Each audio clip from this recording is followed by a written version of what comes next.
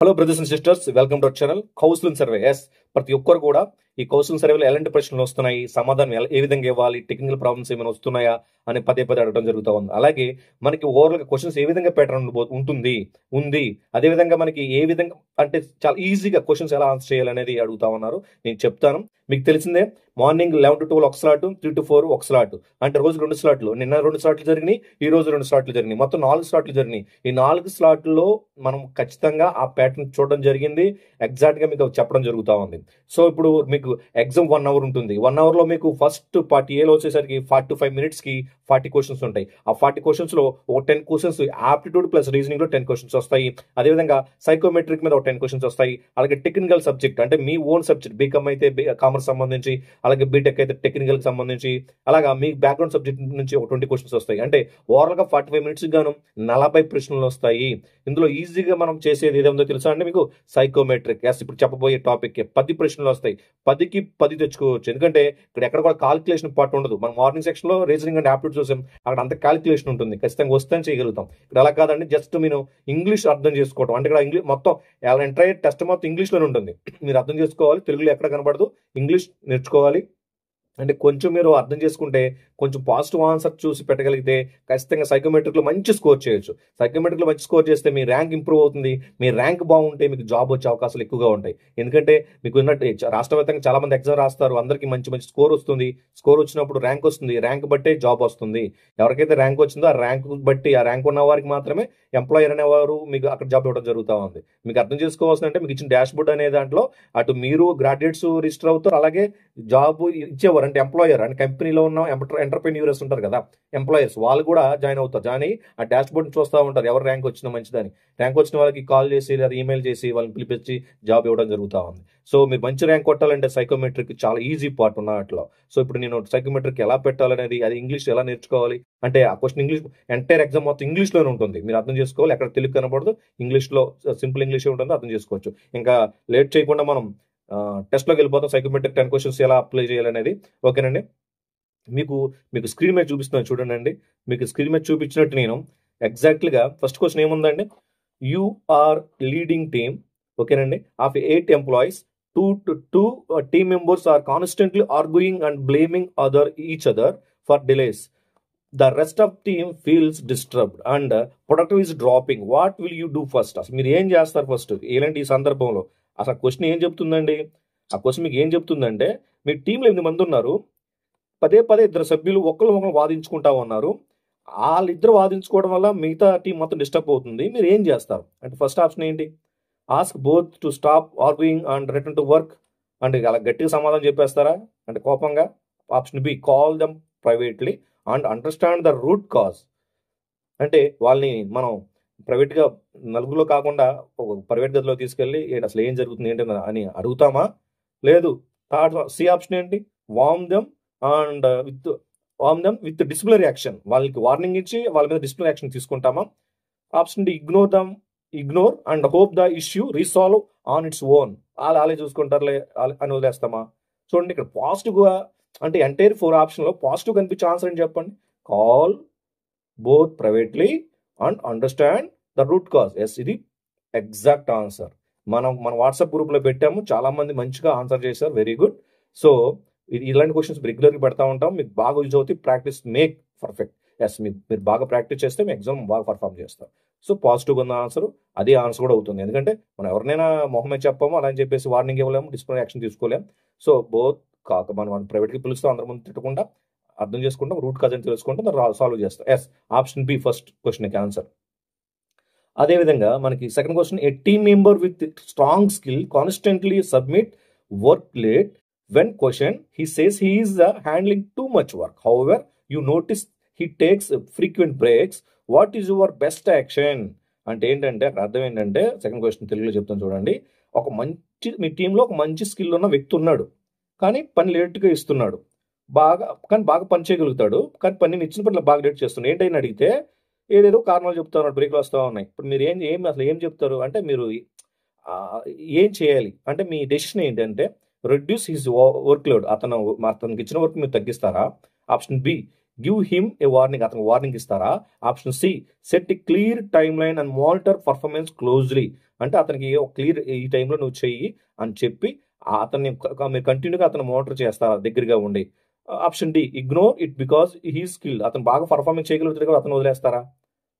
అతను బాగా వర్క్ చేసి అతను వదిలేస్తామా అంటే ఆప్షన్ డి కాదు. అతని వర్క్ తగ్గించలేము, అతనికి వార్నింగ్ ఇస్తే వార్నింగ్ ఎవరైనా ఇస్తారు, అది కాదు కదా విషయము. అంటే మన అతనితో పని చేయించుకోగలి అంటే సెట్ క్లియర్ టైం లైన్స్, అతనికి ఒక టైం బౌండ్ ఇస్తాము, అతను క్లోజ్లీ మానిటర్ చేస్తాం. Yes, option C answer second క్వశ్చన్కి. చూసారా ఎంత పాజిటివ్ ఉందో.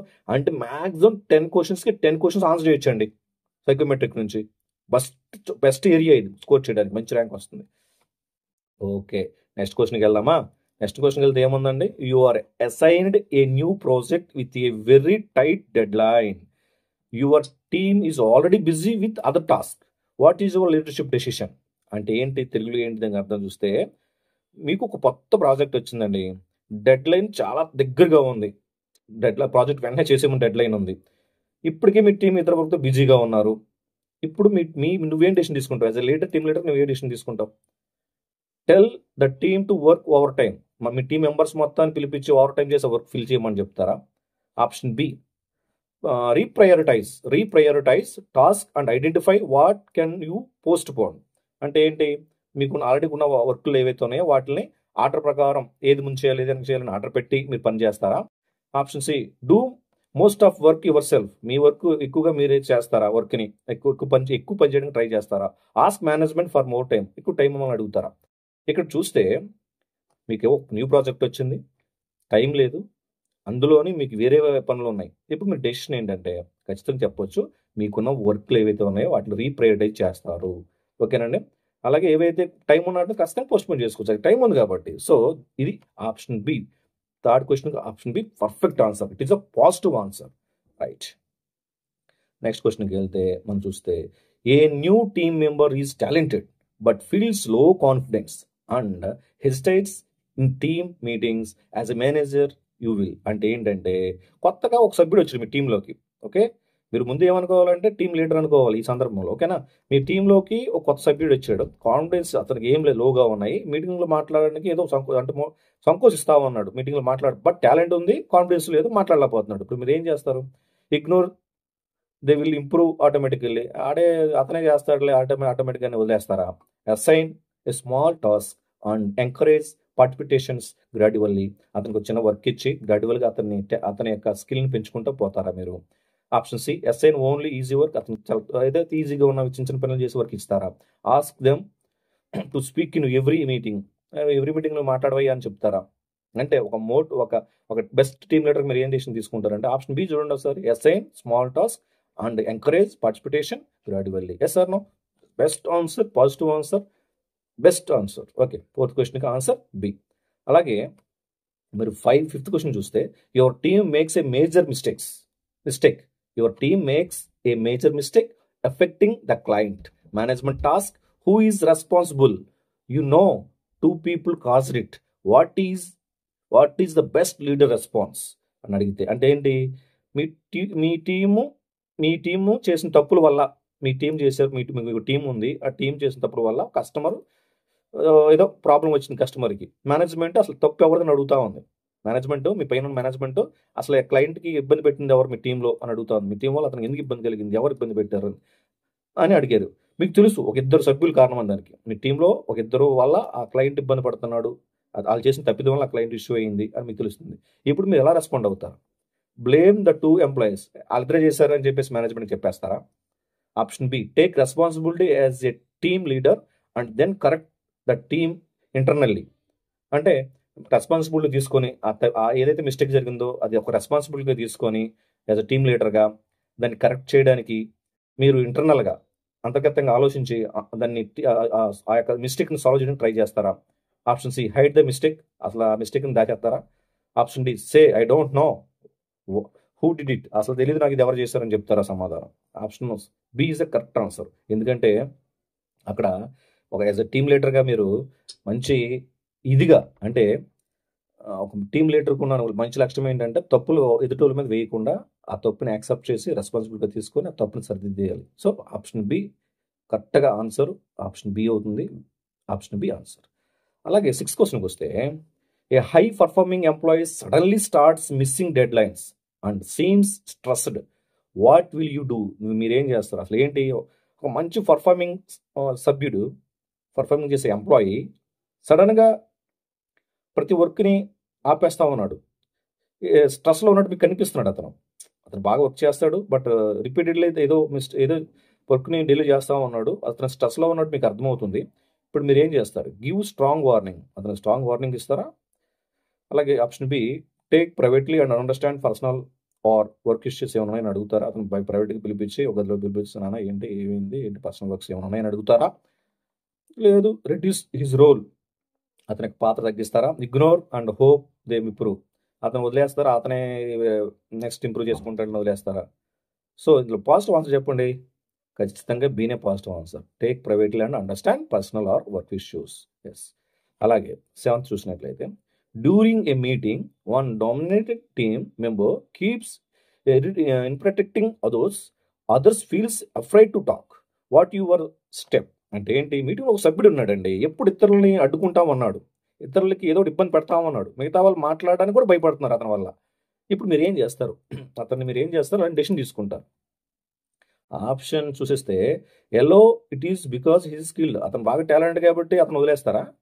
Option B, stop him politely, అంటే పొలైట్లీ అంటే ఏంటి, చాలా జాగ్రత్తగా నానా బుజ్జి అని మాట్లాడి, స్టాప్ హిమ్ పొలైట్లీ, అలా చేయకూడదు అని చెప్పి, give a equal chance to all members, అందరూ సమానమే ఇక్కడ అని చెప్తారు అతనికి.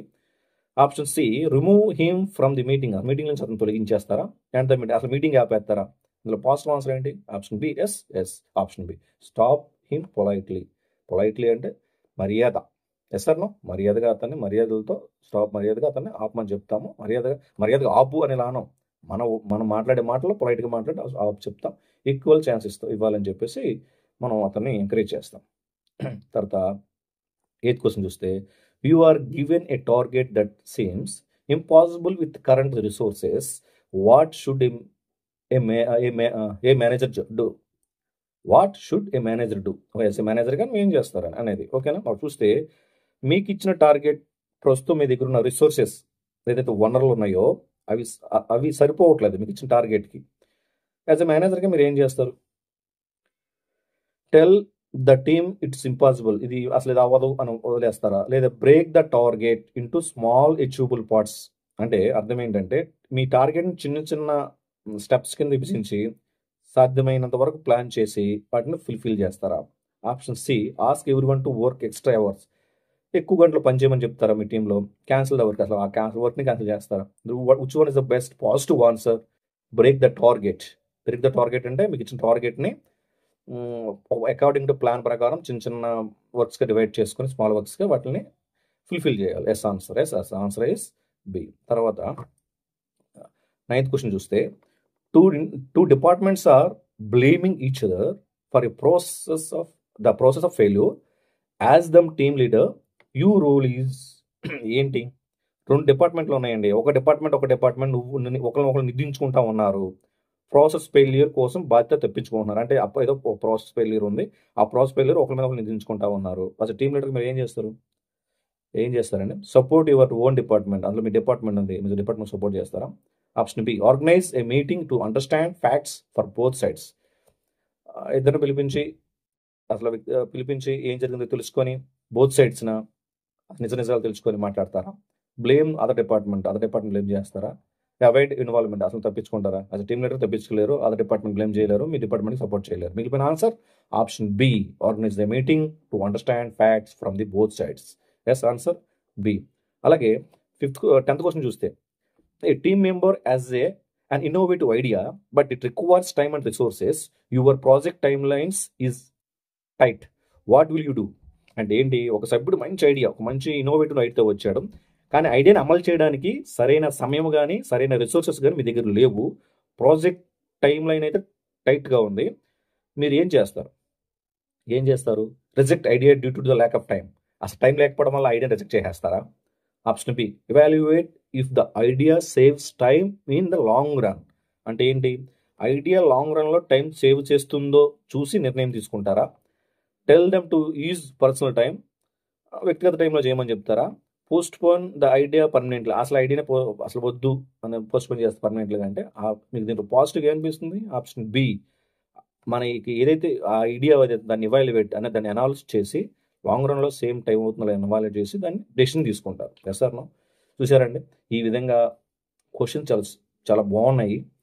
అంటే ఈ విధంగా 100% ఈ విధంగా ఉన్నాయండి సైకోమెట్రిక్ క్వశ్చన్స్. అంటే మీ యొక్క డెసిషన్ మేకింగ్, మీ మేనేజ్మెంట్, మీ లీడర్షిప్, మీ యొక్క కంట్రోలింగు, మీ టీమ్ బిల్డింగ్, అంటే ఓవరాల్గా సైకోమెట్రిక్ అనేది మీ యొక్క వర్క్ స్ట్రెస్ మేనేజ్మెంట్ అనేది ఇక్కడ క్వశ్చన్స్ చాలా ఉంటాయి. ఇందులో పాజిటివ్ ఆన్సర్ అంటే కొంచెం ఇంగ్లీష్ మీకు వచ్చి ఉండాలి, పాజిటివ్గా మీరు ఆలోచించాలి, పాజిటివ్ ఆన్సర్స్ని పికప్ చేసుకోవాలి. ఇక్కడ ఇవే 10 క్వశ్చన్స్ ఎగ్జామ్లో ఈ విధంగా వస్తే మాత్రం 10కి 10 ఆన్సర్ చేయొచ్చు. అదే మీరు రీజనింగ్ యాప్టిట్యూడ్ టైం టేకను కరెక్ట్గా అర్థం చేసుకుని ఆన్సర్ చేసేయచ్చు. సో మీకు స్కోరింగ్ ఏరియా, మీరు స్కోర్ చేసుకుంటే మంచి ర్యాంక్ వస్తుంది, మంచి ర్యాంక్ వస్తే మీకు తొందరగా జాబ్ వస్తుంది. సో నేను గత 4 స్లాట్లు చూశాను కదండి, 4 స్లాట్లు కూడా ఇదే ప్యాటర్న్లో ఉన్నాయి, క్వశ్చన్స్ ఈ విధంగానే ఉన్నాయి. డెసిషన్ మేకింగ్ మీద, మేనేజ్మెంట్ మీద, కంట్రోలింగ్ మీద, మోటివేటింగ్, కంట్రోలింగ్, స్టాఫింగ్ మీద. ఓకేనండి, స్ట్రెస్ మేనేజ్మెంట్ మీద. దయచేసి ఈ విధంగా ట్రై చేయండి. ఓకేనండి, అందరూ బాగుండాలి, అందరికీ మంచి జరగాలి. నెక్స్ట్ వీడియో మీకు బెస్ట్ వీడియో మళ్ళీ తీసుకొస్తాను. ఓకేనండి, మన వీడియోకి లైక్ చేసి హైప్ బటన్ ఉంటే హైప్ చేయండి, కొత్తగా సబ్స్క్రైబ్ చేసుకోండి. అందరూ బాగుండాలి, అందరికీ మంచి జరగాలి. జై హింద్.